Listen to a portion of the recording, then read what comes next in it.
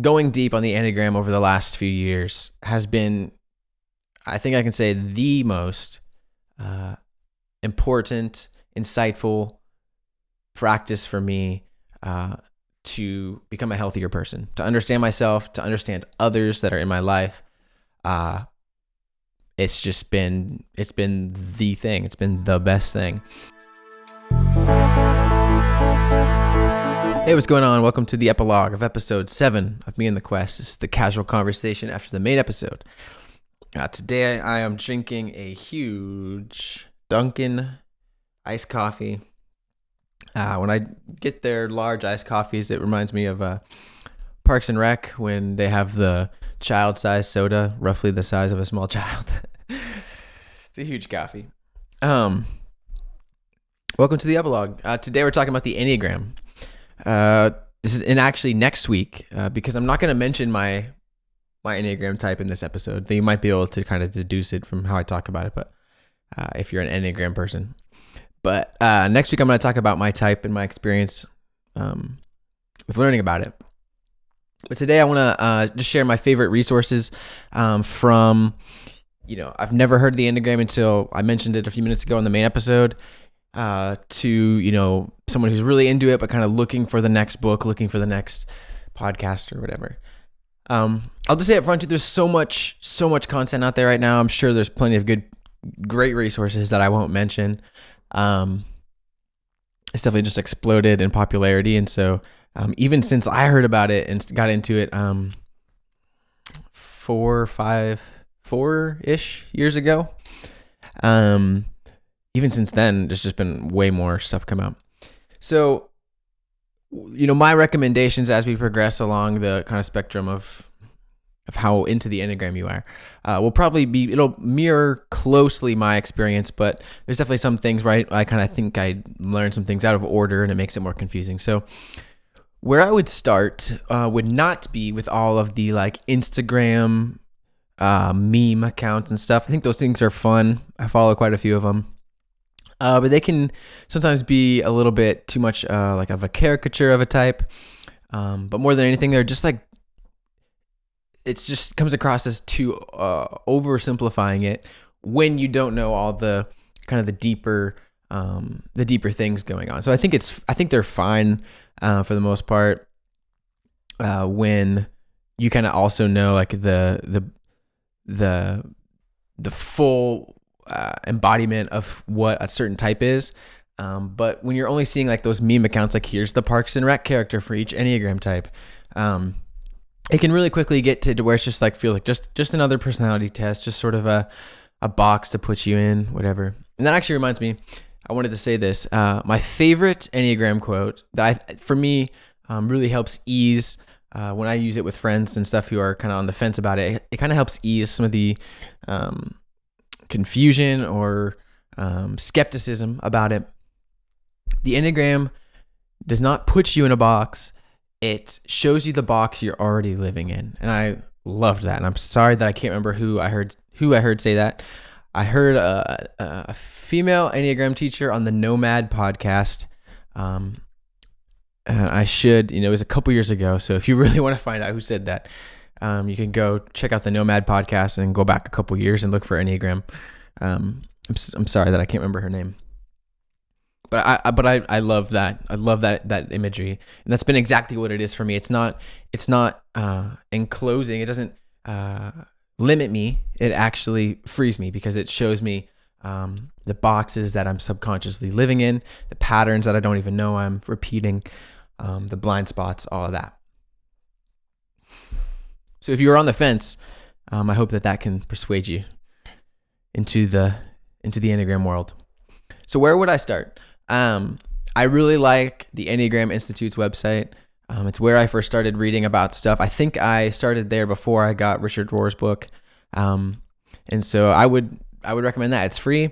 Tons of great descriptions and resources on there. They have a really great tool that I like where if you've started to kind of narrow it down to I think I'm one of these couple types, they have a comparison sort of breakdown on there. So if you have it narrowed down to any two types, maybe I'm a 3, maybe I'm a 7, you can actually see the compare and contrast of a 3 and a 7. And that can really quickly help you start to identify which one you more likely are. The Enneagram Institute's website, I think if you just Google Enneagram, it will pop up toward the top, or you can Google Enneagram Institute. And I believe that is the, I don't want to call it a company, but the Institute was started by, I believe, Riso and Hudson, who will come up later, and they're sort of old school Enneagram people who have sort of some of the forefathers around the modern use of this. So the Enneagram Institute, I think it's a great way to kind of learn what type you might be, and just like the basic idea, there's 9 types, and there are, you can go layers and layers deeper. There's something called wings. There's something called this idea of where you go in stress, where you go in security. There's subtypes. There's layers and layers to it, but you can get a ton of value out of it, even just from a fairly surface understanding, if you kind of go to the right resources. So I would start there, the Enneagram Institute. I really like that. And then from there, I would go to another free resource, which is the Typology podcast, hosted by Ian Morgan Cron, who is a guy I just have a ton of respect for. A therapist, a Enneagram teacher, author.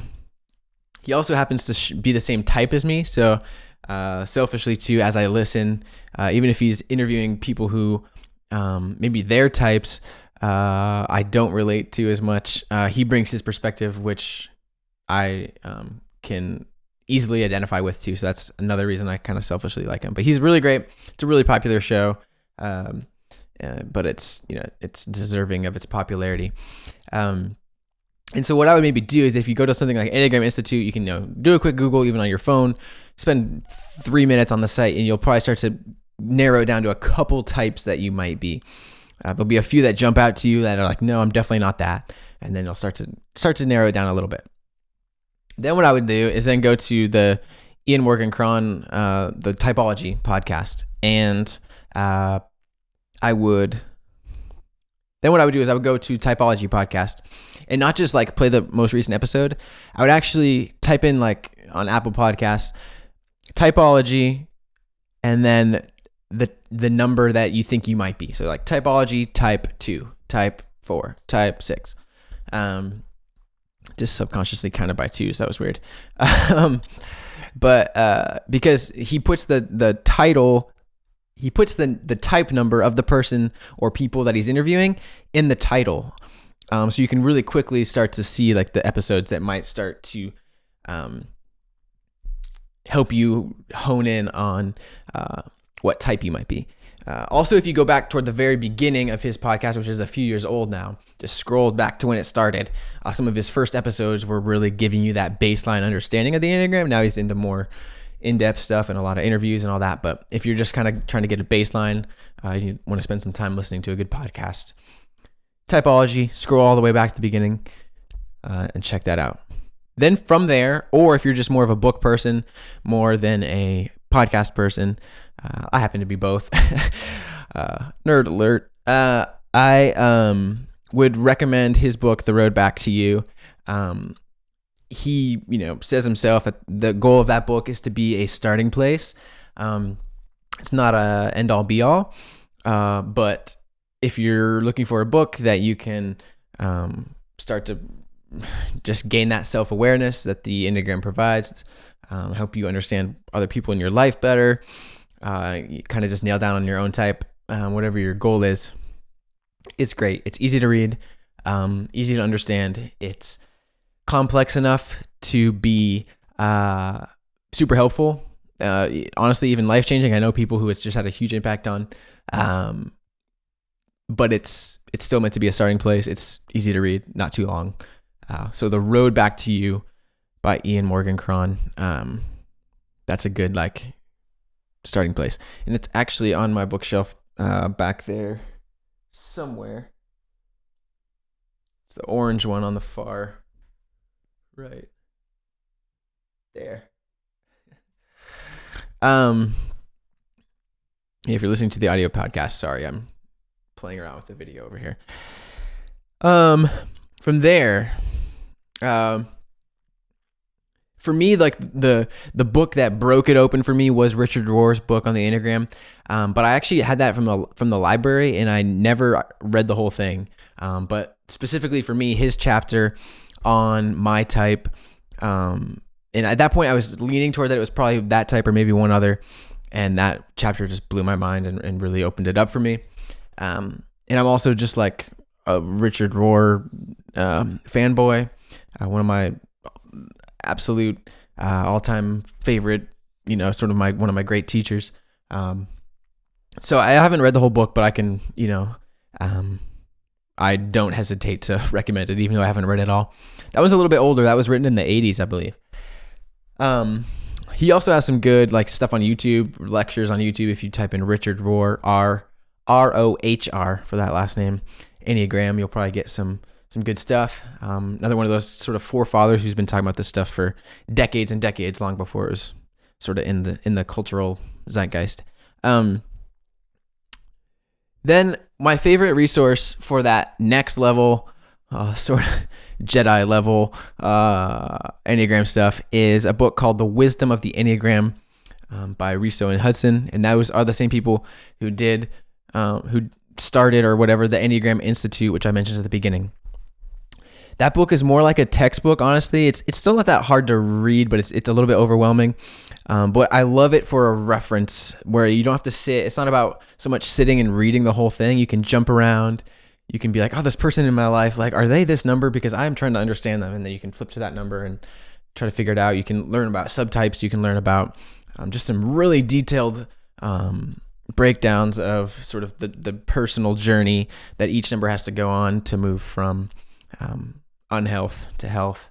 There are so many books out there, so many resources, but my personal, at this point, because I don't know if I would start there, but my personal favorite as just a reference to kind of keep around the house and come back to occasionally for myself or to help me understand other people, or just for some, like if I'm feeling a little bit stagnant in my personal growth or my emotional state or whatever, it's one of my favorites. So, and again, I don't think I ever read it from like page 1 to page whatever, couple hundred.